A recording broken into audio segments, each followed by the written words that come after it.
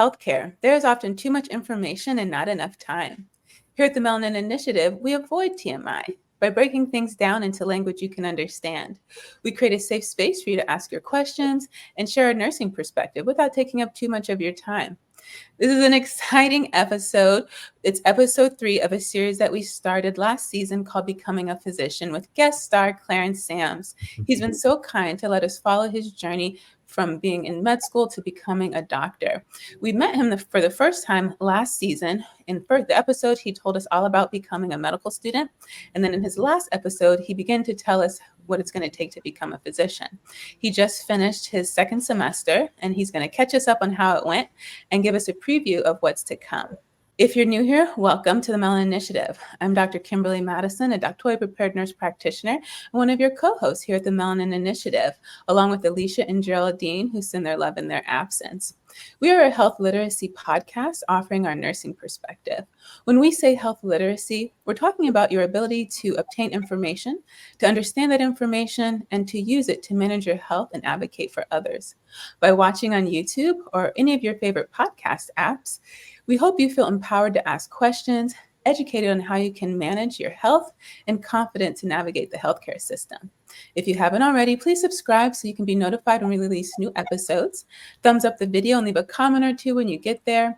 It lets the YouTube algorithm know that this information is important. And when people like you look for information like this and they put it in the search bar, YouTube will make sure this is one of the first results that they see, or hear, depending on whether you're on your podcast app or YouTube. Remember, this show is for educational purposes only. The opinions expressed here are our opinions alone. They are not a representation of any of our affiliations. If you're experiencing a medical emergency, you should seek medical attention and medical guidance from your healthcare provider. If you think you might be having a physical emergency, you can call 911. And if you or someone you know might be having a mental health emergency, you should call 988. Today's super special. One of the reasons I said this show was important was because it helps to inform the public about what it takes to become a doctor. There's a lot of questions out there for students and even our colleagues because we get so busy learning about our own journey. And I always say, oh, Clarence, these shows are going to really inspire the next generation. But today we're honored to have the next generation with us. This is Shanell. She is currently a student at Norfolk State, which is an HBCU or historically Black university, just like Clarence. And my brother actually went to Norfolk. Shanell doesn't know that. And so this is a really special episode. She reached out to me on social media and she said that she had a few questions. And I said, you know what? I know someone who can answer those questions for you. And it just so happens that we already had this episode scheduled. And so it's really perfect. And so instead of just inspiring the next generation of people who you may never, ever meet, you actually get to talk to someone and you've already traveled her footsteps. And so I just know that this episode's going to be so important. I think it's really going to give her a lot of confidence and hope. Sometimes just seeing people who look like us makes a huge, huge difference. And so what I've told them is we're going to catch up with Clarence. It's going to be an open dialogue. So Shanell has a list of questions. I told her a million times this week to have a list of questions. So we expect to hear them, and she's welcome to chime in at any time. Welcome back, Clarence. Thank you for having me, Kimberly, and also thank you for joining us, Shanell. I'm excited to be able to provide some insight in regards to my journey and any way I can help out. Clarence was so kind enough to allow her to participate without even knowing her. And so we really appreciate that. So catch us up. So for people who haven't watched your episodes, we're going to put those links in the description box. They're going to have to go back and watch them. But if you could just give us a quick, and even Shanell, a quick little, maybe 2 or 3 sentences on kind of where you are, where you're from. Yeah, so I'm originally from New York City, and I got accepted to medical school last year. I just completed my first year. So now I'm a rising second-year medical student. And I've just been really gracious and humble for the opportunities that I've had being accepted to medical school. First, I'll be the first doctor in my family, and all of these generational things are really important and empowering, not just for me, but for my family, people who watch. And where do you go to school? So I'm a student at Charles Drew University of Medicine and Science. So I'm part of the inaugural class. So we're just now welcoming our second class. They'll be coming in July and getting their white coats and, adding to our legacy at Charles Drew. And Charles Drew is in California, for those of you who don't know. Mm-hmm. And one of the reasons, Shanell, I invited you is because she has an interest in dermatology. Mm-hmm. So does Clarence, who actually he's doing a lot of big things. He's at a school in their first class, and he started a dermatology interest group. And that's why I thought this was a perfect partnership here. So tell us about your coursework last semester. Yeah, so last semester we finished our fundamentals, so basic sciences that we were able to learn. And then right before starting the summer, we finished our first organ system, so pulmonary and cardio. And so that was great because you get to learn the fundamentals and kind of bring everything together, like the pharmacology of the heart and lungs, different diseases. And then moving forward, we'll be moving into renal and GI, and then going into all the other organ systems until we finish in March, where we start our rotations. And that's March 2025, right? Yes, that's correct. Yeah. And so what was like kind of your typical day or week like? Yeah, so Monday through Wednesday, we have lecture for our major courses. So we start class at 8 a.m., we end at 12. We also started our preceptorship. So we'll go in and I will work with the internal medicine physician. And in the afternoon, I get a chance to shadow, do some patient interviews, collaborate on potential diagnoses. So kind of like an introduction to our upcoming rotations. So that's a great opportunity for us to really learn the culture and how to properly present patients to physicians once we do get in the hospital. And then Thursday, we have a course called Medicine and Society. The purpose of the course is to integrate the social implications that we currently deal with, the injustices and different disparities, and learn how to utilize that into the art of medicine with our knowledge that we learn through the fundamentals. And so we have cases where we deal with, for example, unhoused populations. How do you deal with them if they have chronic conditions? Or utilizing an interpreter properly, because there's a lot of issues that can occur when utilizing an interpreter incorrectly. And then on Fridays, we have our research course where we learn the fundamentals of research, and we have projects that we work on. In order for us to graduate my program, we do have to do a thesis. So we have a project that we'll work on from now until we graduate, and then a huge presentation at the end on the work that we've done. Are you able to talk about what you're doing? Yeah, so my focus in dermatology, I'm really interested in keloids. And so my goal is to really understand what are the barriers to decrease patient follow-up. Keloids are a very complicated condition. They don't have like a very specific treatment that works for everyone. And so trying to understand like what are the barriers that present patients who deal with these issues from pursuing these follow-ups. And it is a condition that predominantly affects skin of color patients too. For those in our audience who aren't familiar with keloids, how do you describe that to your patients? Yeah, so a keloid is essentially a scar. So usually when you have a scar, let's think of it as just being a line on your hand, for example. A keloid will occur when it enters the lower area of the skin and causes excess inflammation. And so you get an overgrowth of this fibrous tissue that can come in various shapes. On the chest, usually it has a dumbbell shape. People can get it on their ears for piercings. And it's like this large like ball that you would see on their ears. Thank you. And so what did it take for you to study? Because did you still have like the 6-week kind of things? Weren't you doing like 6 weeks kind of rotations through your classes? Yeah, so each class was different. For cardiology and pulmonology, it was a 4-week course. So we had an opportunity to do that. But I usually try to keep my time management very specific to where on specific days I'll work on these type of projects. Okay. And so after you do your classwork in the morning, you do your precepting in the afternoon, what do you do in the evening? Yeah, so usually in the evening, I'm just studying. My dog is here. I don't know if you can hear her, but I try to walk her. We exercise. My cohort is really good at prioritizing like our overall health and things like that. So we recently started a running club on Friday morning. So we'll wake up at 5, 6 a.m. and go for a run. But usually most of my time is just studying and then utilizing the weekends to work on excess projects and hang out with friends. And well, it's good to hear you get time to hang out with your friends. Yeah. And so when I say extracurricular, do you only think of that as like the research stuff that you're doing, or you have other things going on? Yeah, so I do a multitude of things on top of the research, extracurriculars. I do enjoy hobbies. So I like skating, learning how to play ping pong. We have a classmate who's really good who I'm trying to learn how to beat.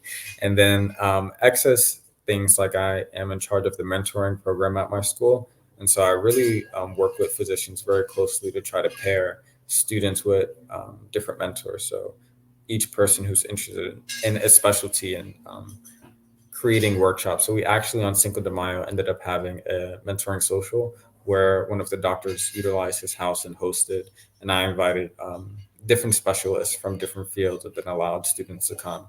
It really gave them a chance to, in a non-formal setting, get to know these doctors and, branch out and expand their network. That's awesome. Is this in addition to the dermatology interest group? Yeah, so the dermatology interest group, recently we had a lot of doctors come in. So I don't know if you've Dr. Shoshana Kindred. She's great. She presented to us, and she's also one of my mentors. So it was nice having her talk about just her experience and things that we should look out for. She gave really good advice for things that we should be doing, and she's really just an inspiring person. I love the fact that she is going to make sure I know my stuff, make sure that I'm ready. And I love mentors who are looking to, you can tell that she's very passionate about her mentoring. So I really appreciate her. Yeah, I think she just opened up a new location. I can't remember if she's in DC or Maryland specifically. Do you know? Her initial location is in Columbia. I'm not sure where the new location is located though. Yeah, and she just started the Strand Initiative. Did she talk to you about that? Not yet. Right as we were talking, I was getting ready to go off for the summer. So I'm actually at Stanford University doing a research internship for 8 weeks in the dermatology department. And so our focus is really like tailored to kind of prepping me for this experience, which has been an amazing opportunity. Yeah, we're going to hear more about that. So yeah, real quick on Kindred, because I love for people to know when there's dermatologists of color nearby that they can go to. She just started an initiative called Strand. It's an acronym for something in particular, but what they do is they have these in-person educational sessions with estheticians, teaching them about hair loss. And I just think it's a wonderful collaboration. They had their first one, I want to say in April, and the next one's going to be in Houston. We'll put the link for that in the description box. So yeah, tell us all about Stanford. How did that come along? Yeah, so Stanford has a program called a REACH HBMC, and it stands for REACH Historically Black Medical College. And what they do is that they give the Meharry, Howard, CDU, they give us all an opportunity to work at Stanford in whatever specialty that we're interested in and do research. So it's an opportunity that you don't see often. And their goal is really to increase diversity in these specialties by giving underserved populations and historically Black medical colleges an opportunity for these students to really experience the culture. And I think one of the things that when the opportunity was presented to us is that when you hear Stanford, it's a very prestigious university. And so it can be very intimidating. And so applying and getting accepted, coming here, there was a lot of imposter syndrome that I felt. But honestly, the staff here, the physicians, they're all extremely welcoming, extremely open, and the exact opposite of what I thought it was going to be. And so Stanford is actually an amazing place to be at, to work at, and everyone's just so collaborative and really wants to see everyone succeed. So it's been great. Fortunately, I have the opportunity to work with Dr. Roxana Denishu, and she focuses on AI research and dermatology.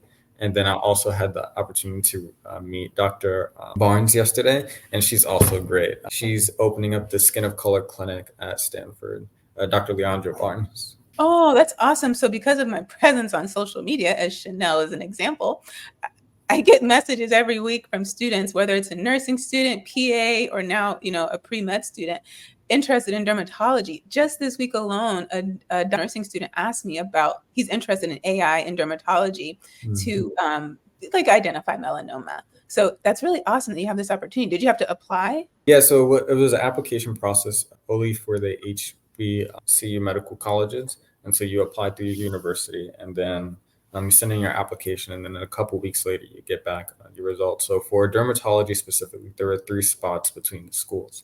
So there's a lot of competition. There were, for example, OBGYN, there was only 1 spot. And so it's really dependent on the amount of mentors that are available, because Stanford is doing a lot of things all the time. So it really takes the dedication of these mentors who are really passionate and compassionate as well, and interested in really teaching us. Congratulations. What do you think helped you get one of those 3 spots? I think that I've done a lot of work, not only in dermatology, but in general with mentoring, well-roundedness. I think that my story also can be very captivating, coming from a very dangerous neighborhood that was severely underserved and not really having that much access. Being a first doctor in my family, a lot of these things are things that they look forward to decrease disparity inside of healthcare. And so it gave me the opportunity to really expand on that and utilize that information to do research that cultivating to the communities that I come from. Was this a written? Did you have to do anything written for this application, like a Yeah, so narrative? it was a couple of essays that really talked about, why do you want to be a dermatologist? What is your interest in medicine? Why Stanford program? And so really working closely and understanding, doing research into Stanford was a really big part because it allowed me to see the big things that they're doing within the field too. And are you consider yourself to be a strong writer? Yeah, I would say so. I would say so. I think that I'm a really big storyteller, and so the way that I go about writing is through storytelling, and that can be very captivating for people who have to consistently read things over and over again, especially when you have a story that, like mine, that kind of talks about consistent challenges and overcoming those barriers to get to where you are. And how long will you be at Stanford? Yeah, so it's an 8-week program. So we started we started last week, and then we'll be leaving on the 26th of July. And so it's a really amazing opportunity. 8 weeks sounds like a long time, but it's not. I can feel that once it comes to an end, I'm going to want to stay. So And you're in a dorm right now, it looks like. yeah, so they provided housing opportunities for us just because the Palo Alto area can be very expensive. And so they were really gracious, and they gave a scholarship stipend to help cover those costs. So they really did everything they can to make sure that students have the ability to come out here and that financial constraints are not an issue. Did you have to get recommendations too?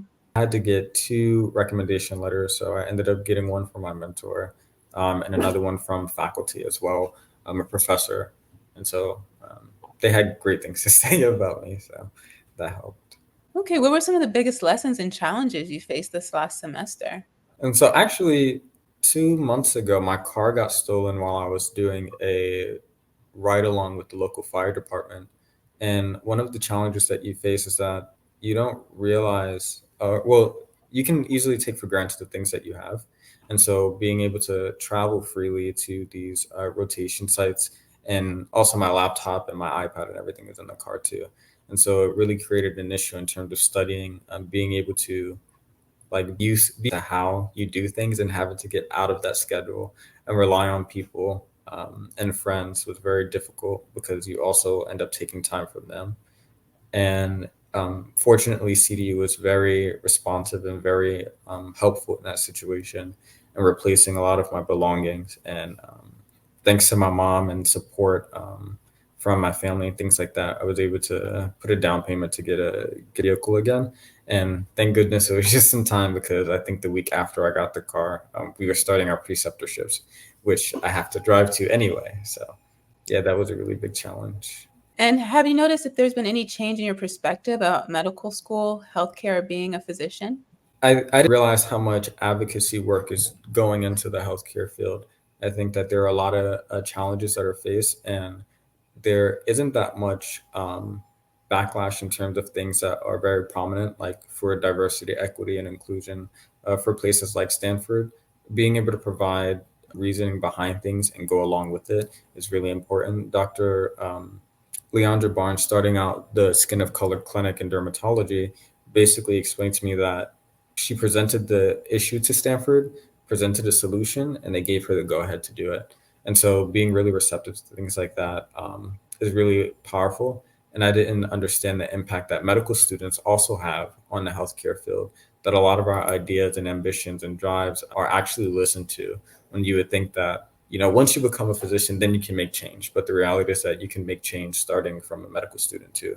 There is some perspective and leeway and understanding because physicians understand that we're kind of like the closest, and we are young and we have all this energy and ambition. And so they want us to utilize that and promote change. Speaking of DEI, I know that you also attended the American Academy of Dermatology's conference, and that was like your first one, and you had some goals. So tell us about that experience and if you were able to achieve those goals. Yeah, so actually that's where I met Dr. Kindred for the first time. Oh. And so I had the opportunity to meet her. I also had the opportunity to meet Dr. Zoe Indigo Smith, who is a UCLA, and a couple of other residents as well, Dr. Erin Collier. And they were really impactful in being able to provide a lot of opportunities for me to meet other mentors.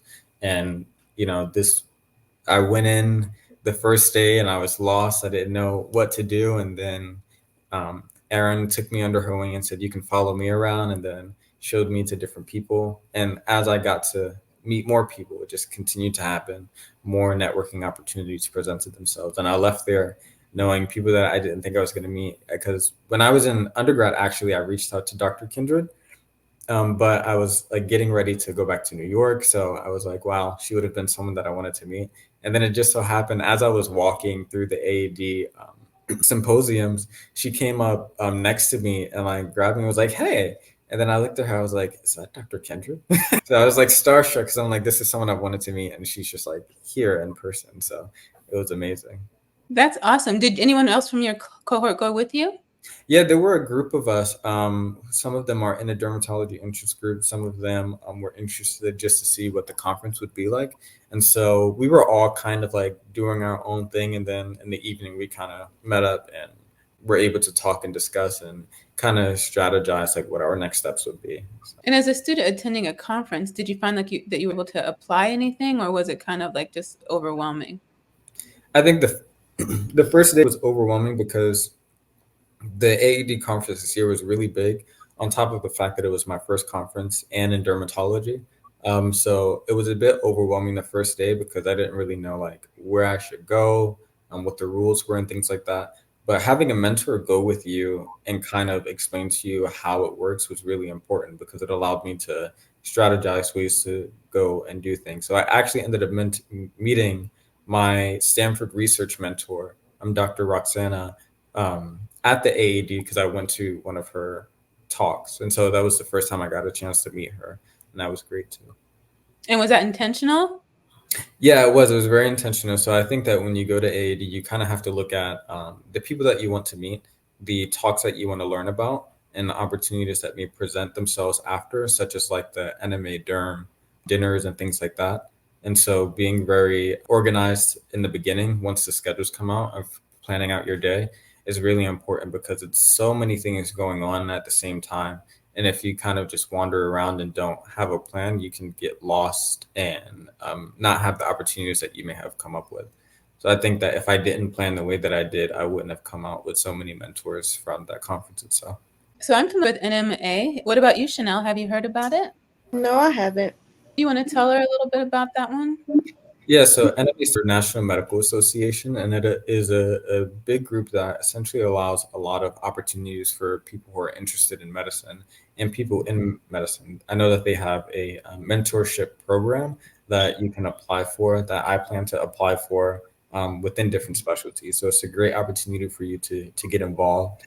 Later on down the line, as a medical student, there are some leadership opportunities too to help, and they really try to cultivate and give as many resources as they can to students who are pursuing specialties. Yeah.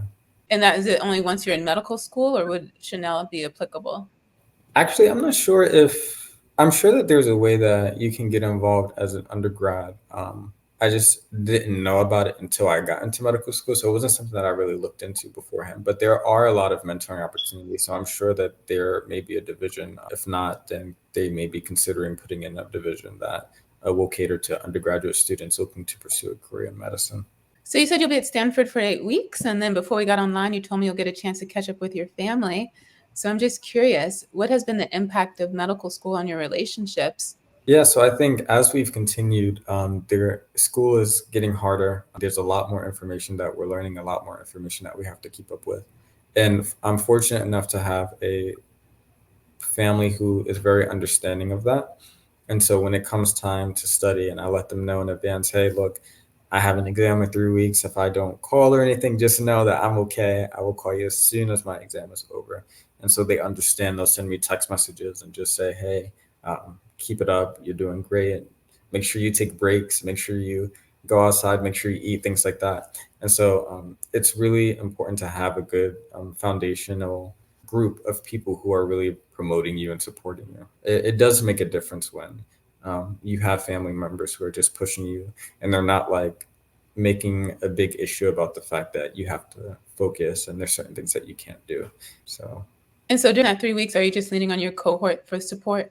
yeah, so fortunately I do have a group of close friends, and we really um, help each other out. Like we understand each other and we know the importance of our study. So even if we're not talking or texting, I just making sure that everyone is doing fine. Like there are subtle things about each other that we'll notice when someone is getting really stressed out, and we're like, hey, you need a hug. Something simple that is just like, to bring you back. And so having a group of friends also is important, because these are people who understand what you're going through. They're going through it with you, and they are a really pivotal stepping stone. And when you don't want to study alone, when it's late at night, you need someone, even if it's just visually having someone virtually there and you're studying in silence, but you're keeping each other going. Those are important relationships that develop too. And then, of course, faculty and staff, they want to see us succeed. So it's amazing to have that too. And then, of course, Mila, she understands it though. When it's time for me to study, I don't know how she knows, but when it's study time, she'll sit on her bed and kind of lay quietly and wait until I'm done studying, and then say, okay, can we play now? I can attest, because my little buddy here is sleeping, and when this interview is over, he'll be bouncing. But also, everything you just mentioned, I had the same experience in nursing school, from faculty to classmates to my family being understanding. And I must admit that need for your family to be supportive and understanding continues into your practice, because you're still studying, you're still learning something new, trying something new, needing to devote your attention to something. And so it was a bit of I kind of feel like I don't think they signed up for this, and so I do like really, really appreciate support and their patience, and that they don't give me a hard time about it. So yeah, I thought I would just share that continues. But yeah, when you're with them and you say, look, we're going to spend the time together, then I really do try to, I'm working on it. I do try to just give them my undivided attention as much as possible. Yeah, my family is going to be coming out here towards the beginning of August to celebrate my birthday, and also it's been a while since I've seen them. So it's really good because they also understand that it's difficult for me to travel back home with the time constraints. So they have like a bit of vacation time that they're taking just to come see me, and that'll be like a great familiar recharge that I think is definitely needed. So. I'm glad you brought up the travel piece, because I definitely probably took that for granted not to talk about it. But yeah, so often you don't have that flexibility. And so really grateful for my family who has done most of the traveling, to be honest, outside of like those semester breaks. Unless you're, at Stanford for 8 weeks, then even still have the break. But then they get to come out there and have a vacation. So it's kind of like, Yeah, exactly. there's some silver lining in there. But yeah, the support, when we say support, there's a lot. They're taking on a lot too. Yeah, it's definitely had impact. I know that my sister called me the other day because she just finished school, so she's super bored and she's playing video games all day. And so actually, me and her are gonna watch a movie virtually tonight, just because I know that your family, everyone, they need support. It's the weekend. I'm not like I have things to do, but there's always you to make time for family because they're always going to be there for you. You can't just disappear off grid for an extended period of time and not still have that relationship with them, even if they are understanding, because especially her being so young, um, I know that she understands and she also pushes me to keep going. But it's also important to nurture those relationships that are really close to you. Excellent advice. So outside of, so actually at Stanford, are they feeding you? Yeah, so they well, yeah, so a lot of the gym has a lot of dinners, and so Yeah. we do eat a lot. So I think each day, almost each this week, we've been able to get food. Last night, I was actually at a dinner hosted by my mentor. She invited a lot of people from the dermatology department, and so that was once again, a great networking opportunity. It was very casual, just conversing about things outside of medicine and getting to know people. And there's always good food. So. They're not very good selection of restaurants, right? Can you just tell Shanell a little bit about what these dinners are like? Yeah, so usually it depends. So there's formal and informal dinners, but specifically for this summer, a lot of them are going to be informal. And a doctor will host a dinner at their house and invite a lot of doctors who it's very strategic because they want to invite people for you who would be important for you to meet. And so you go there and number one, if they have food, eat it. They spent the money on it. Enjoy the food. It's great anyway. They're not gonna buy nasty tasting food, and so you get to really indulge yourself. But they really just want to see how you are and who you are as a person. And so conversing about things like being from New York, which is where I'm from, or my hobbies and having a dog, and just conversing on a human interaction, not on a student doctor interaction, because there's also a life outside of medicine, and people want to get to know that part about you too, which is really important. That's how they get to know who you are as a person, not just like, why do you want to do medicine? And also take into account that they're going to a dinner, so they've probably been in clinic all day, and the last thing they want to hear about is more and more and more medicine. So it gives them a break, but it also gives you a chance to really find common grounds that allow you to really connect with them too. Well explained. And so during this semester, were you able to keep up? You said you were cooking before. Mhm. So actually, no, I stopped cooking and switched to healthy alternatives. I just noticed that even with the meal planning and preparation, sometimes it was a lot of time taken out of studying, considering that I had more projects and bigger workloads that I was working on. So one of the big things that we did for the Medicine Society course is that we had a research that we were doing. So my group focused on asthma and six, and so in South Los Angeles. And so we had to create a community engagement project where we did a presentation on, what are the barriers, what are the significance, what are the different outcomes, and we did patient interviews.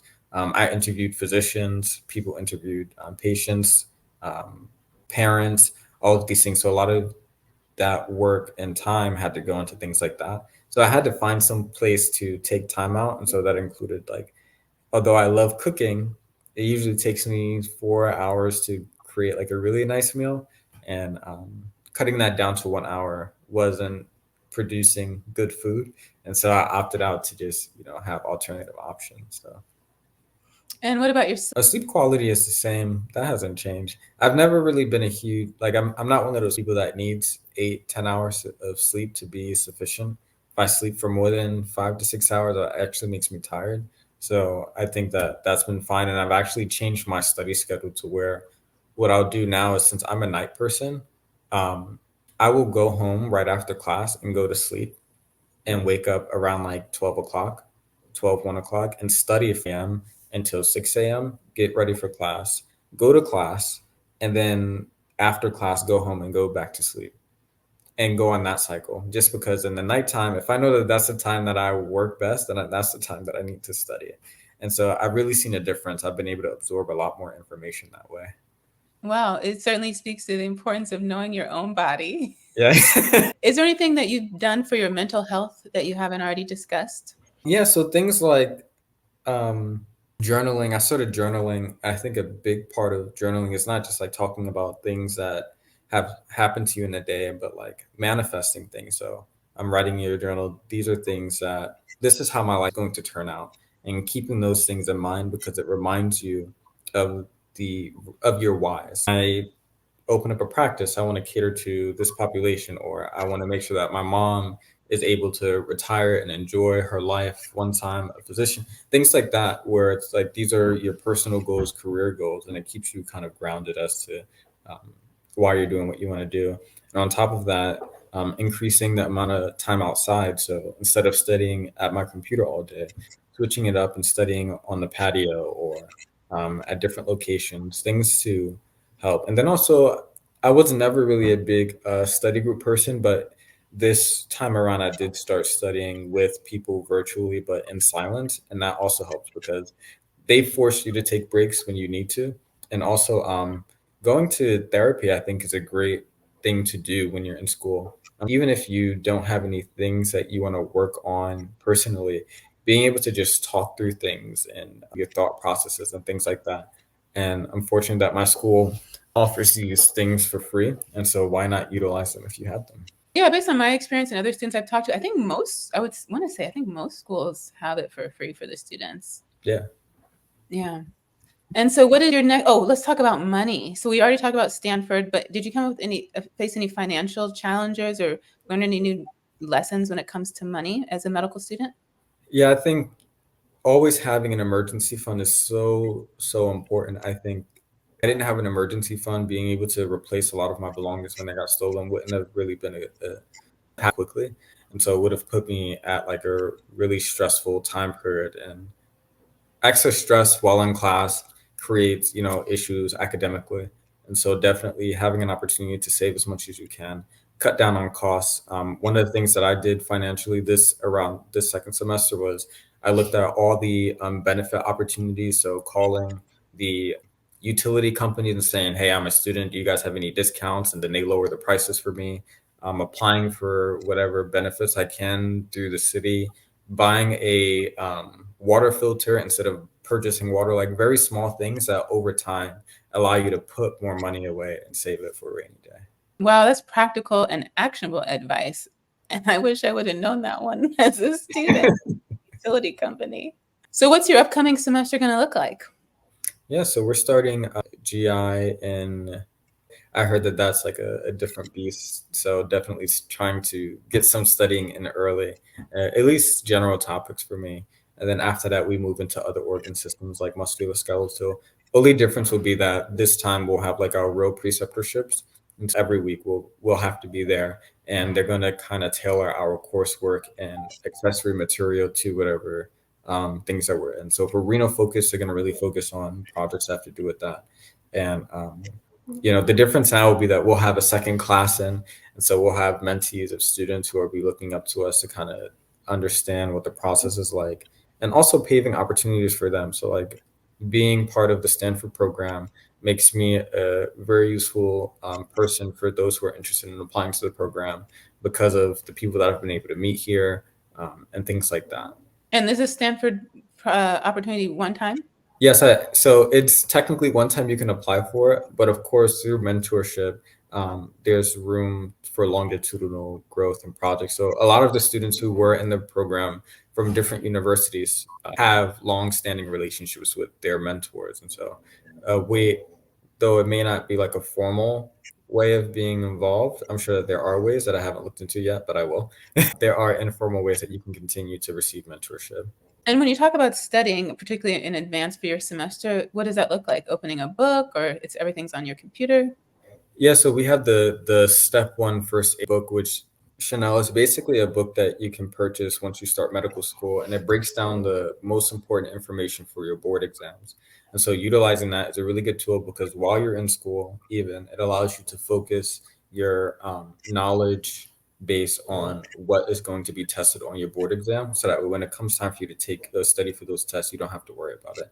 And so also there's a lot of online opportunities and tools. So a lot of us watch Ninja Nerd, and that is a great free YouTube videos that will down into that. So I think this summer I'll utilize my time watching that, looking at the first aid, and then also doing as many practice questions as I can.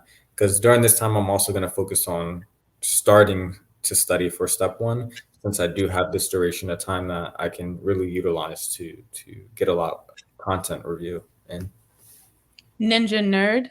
Ninja. Okay, we'll check that out. And if you could explain what step one is? Yeah, so step one is the first board exam that you have to take in, the course of your academic career. Fortunately, now it's pass fail. So beforehand, a lot of times these scores kind of dictated the type of specialty that you could apply for. But now that it's pass fail, it gives you an opportunity to focus, take the test, and then move on. And then you also have step two, which is one that you will take before the end of your third year, and then step three that you also take. So there's a lot of different boards exams that you'll take throughout medical school, into residency, into fellowships, even after you're board certified, your recertification. So you're consistently taking tests, but these are the first ones that we focus on in terms of getting into our residency, step one, step two, step three. And when will you take your step one? So the goal is to take it sometime next summer. So I have about a year before I should take it. So I want to try to take it after I've completed my internal medicine and surgery and family medicine rotations, and then just utilizing my dedicated time period to study for it very wisely, so I can take it, pass it, and prepare for the second test. And by dedicated time, this is time your school gives you? Yeah, so our school will give us, I forget if it's 4 but they give us like a set time in our schedule where we can take the test. So they allow you to take a preliminary exam, which tells you your chance of passing step one. And then if you would like to take it after that, you can. But they do give you a time period where you can really focus and sit down and just study for this exam. Wonderful. So now let's talk to Shanell's specific place where she is in school. If you can, Shanell, tell us where you are in school in terms of like semesters. I just finished my spring semester. I'm coming as a transfer to Norfolk State. I first started at Central State University in Ohio, and there I wasn't really feeling that school. It was really a party school, so I wasn't really focused. So I transferred with my cousin to Norfolk State, and that's where I really thrived there. In spring, I got a 3.4, and that's my first time really seeing I could really do college work. This is kind of easy. So now I'm going into my fall semester, and there I'm starting basic chemistry and my first lab. So I'm excited for that. Lab is very exciting, takes up a lot of time in the day, especially compared to your classmates who don't have to go to lab. And is your major pre-med? Yeah, chemistry pre-med. Okay, wonderful. And so how much more longer do you have till you graduate now since you've been a transfer student? So since I'm starting as a freshman, I have my 4 years. Oh, okay, great. And so you specifically asked me ways you can get experience over the summer, right? So Mhm. this is a great question to talk to Clarence about. Yeah, so number one, thank you for sharing that. And I'll just give a quick story about my experience in college. So my first year, I had some traumatic life experiences. My dad passed away. So my first end year GPA was around like a 1.6. And so I say that just to let you know that your GPA is important, but also remember that as you continue to go through college, it continues to build. And that just because if you were to start off poorly, that doesn't mean in the future that you can't continue to do great. Because I went from a 1.6 to I forget what my final GPA was, but it was good enough to get into medical school. So keep that in mind. In terms of opportunities, I would say, have you done any shadowing yet? No, I haven't. I don't know So how to contact. I would say that the person that you want to start with actually is your primary care doctor. Whoever your primary care doctor is, let them know that you're interested in medicine and that you would love an opportunity to shadow. Number one, because they know you, they have a history with you, and they can probably connect you with someone that you're interested in. I would say, as you're in undergrad, shadow as much as you can, different specialties. So you may be interested in dermatology, but also shadow um, whatever other specialties you can get an opportunity to. Number one, because when you apply for medical school, they'll see that and see that you've taken the initiative to learn about different specialties through that way. But also doing as many volunteer opportunities as you can in serving whatever population you're interested in serving. That's wonderful advice. Did you get any paid experience when you were a student? Because I had told her, like, especially for MA, for derm, a lot of times the job will say they'll be interested if you have MA experience. And I had actually sent you something about scribing. Scribing is also a really highly favored experience. So being a medical scribe is definitely a great thing to do. It'll teach you the medical terminology and give you exposure to physicians. And think about it this way: any opportunity that you can to interact with doctors is a great opportunity for you to expand those opportunities because they know people who will be able to give you things to do. I personally did a lot of shadowing because in order to be an MA, they wanted to see that you had some type of medical background. So if you are scribing, if you are shadowing, which usually isn't paid, then you can eventually become a medical assistant, depending on the different companies. There are some companies who want certification, some companies who will teach you on job experience. And so you want to kind of look for those so that way you don't, number one, have to take out extra time to do another program to get a certification to become a medical assistant if you want to just focus on your coursework. But definitely working as an MA is something that I did. I worked for pediatric urgent care for 2 to 3 years.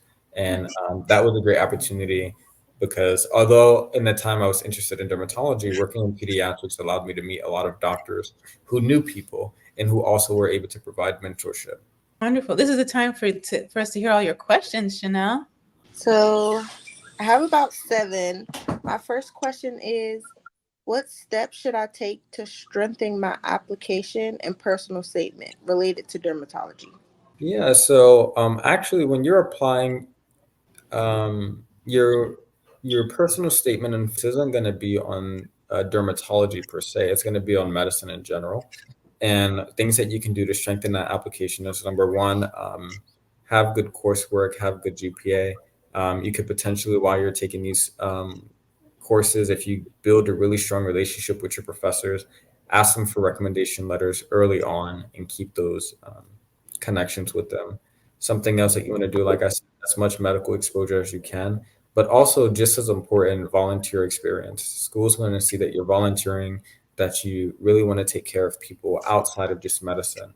And so that can be not always volunteering in a medical setting, but maybe you volunteer at your local church, or you volunteer at soup kitchens, things like that, that aren't necessarily medicine based, but they are related to taking care of people.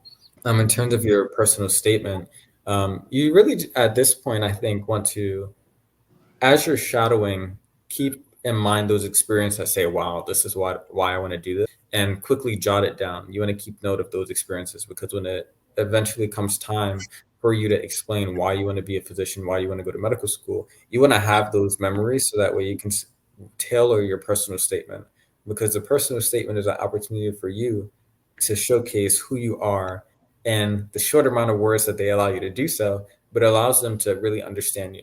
Because when you apply, they're going to be looking at all these stats, they're going to be looking at all these great people who have amazing GPAs and amazing opportunities, but the personal statement is what's going to make it very specific and refined to you as an applicant.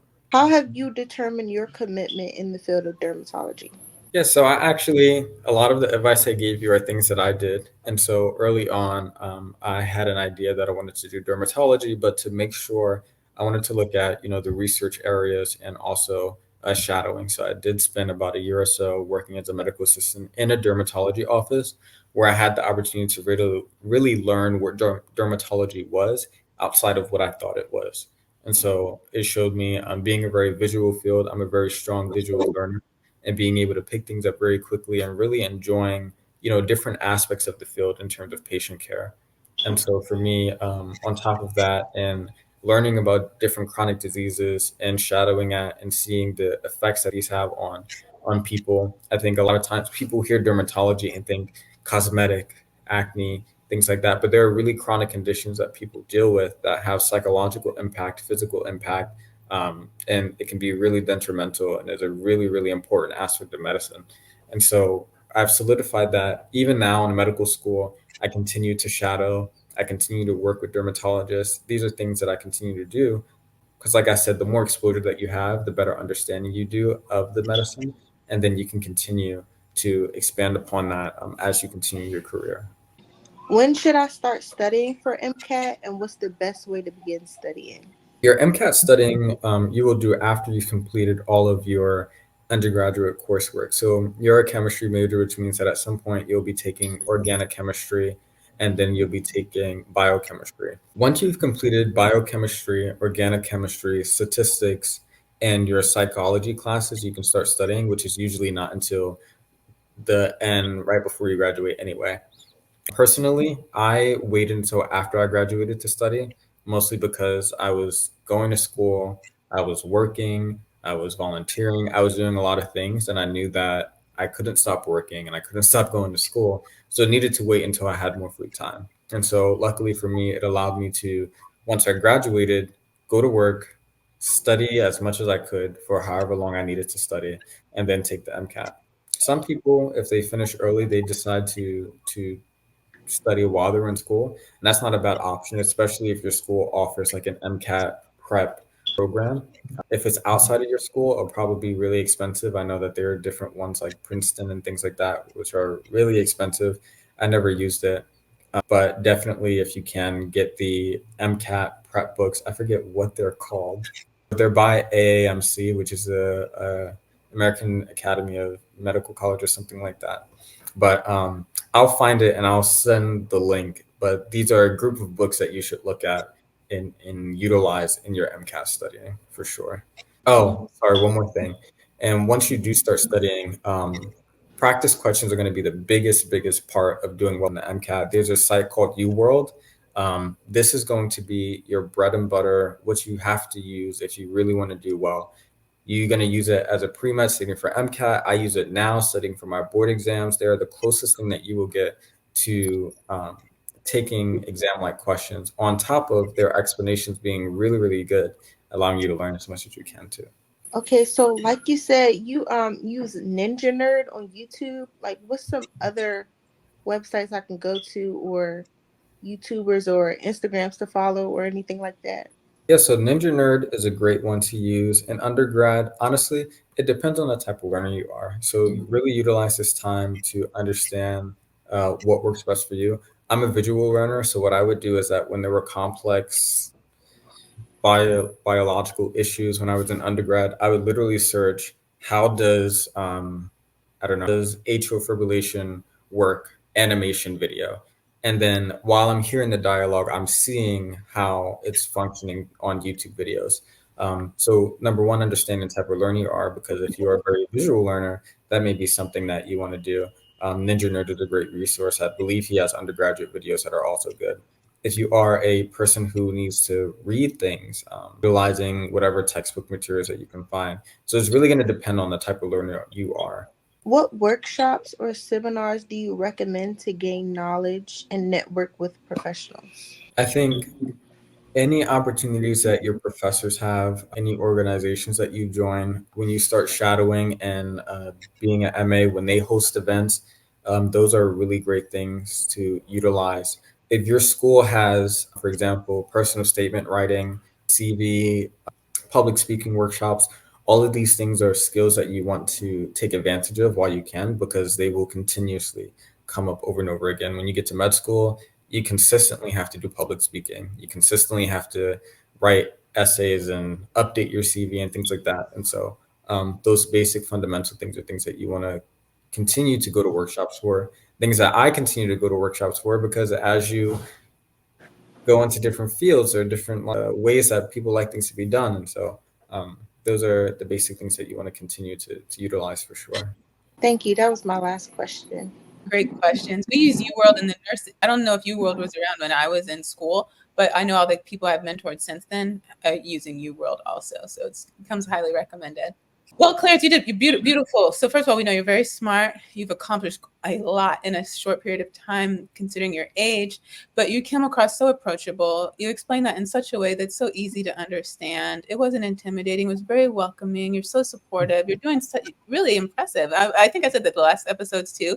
But every time you come on here, really consistently, you continue to demonstrate these characteristics that I know have made you into an, because you're already in the field taking care of patients. So I know people are already feeling the impact of this. And again, shout out to your mom and your dad for doing such a great job. Thank you so much. I really appreciate that. I'm sure they'll appreciate it too. My mom always likes to brag about how good of a job she did. So she'll be flattered to hear that. Kudos to you, Shanell, for reaching out. You really never know, right? The last thing I could have said was no or just not answered, but you gave it a shot. And look, you got a chance to talk to someone who looks just like you and who's where you want to be. And he gave you really excellent advice for free. Let that not be forgotten. Anything else you want to leave us with, Clarence, before I close out? Yeah, number one, Shanell, if you have any more questions, I can definitely, I can send Kimberly, I think you have all my contacts, so you can feel free to share it with her. You can contact me, ask questions whenever you want. And just for anyone who's looking into the field of medicine, I think that it is a great field and opportunity for you to grow and to develop in, and your passions will showcase once you get here. And so despite and whatever people tell you, continue to push forward, continue and continue to remember and work on your why. Well, that's beautifully said. Remember, everyone, you can email us your questions or show ideas to tmi.melanin@gmail.com. If you haven't already, subscribe to our YouTube channel and follow us on every social media platform. Say hello in the comments. Please share the show with your friends. Rate the Apple and Spotify podcast. It allows you to support this show and it gets the message out there to those who need it. You can find all of our social media links and lists of resources related to our conversation today in the description box. It's season 3, so now we release new episodes on Sunday at noon Eastern. I believe by the time this show airs, our Patreon store will also be available, which is our initiative in the community. So we want to go into schools and talk to students and the faculty about the importance of primary care and teach them how to accurately measure a blood pressure and what to do with the numbers. We've been so fortunate that we've already received a donation. Our goal is to get at least 25 monitors to start.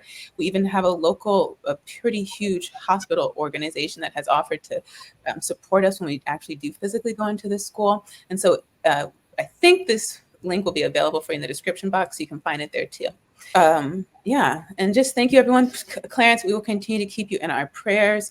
We are so grateful for you and your commitment to medicine. But really, you know what you really showcased in your answers to Shanell was your commitment to humanity and the community. And I really love how you emphasize the bigger picture, because sometimes when we're a student, and partly so because of what we're told, we focus so much on the role and the title. But once we get inside, to your point, you realize actually the bigger picture and the bigger industry that you've actually stepped into. And advocacy is a huge part of that. And so thank you for recognizing that, for bringing attention to that, and for allowing us to be a part of your life and to inspire the next generation as we have here in front of us. Yes, thank you for having me. And I'm happy to come back anytime and continue to mentor whoever I can. Well, thank you. Thank you, Shanell. Thank you, Clarence. Thank you, everyone, for watching. We'll see you next time.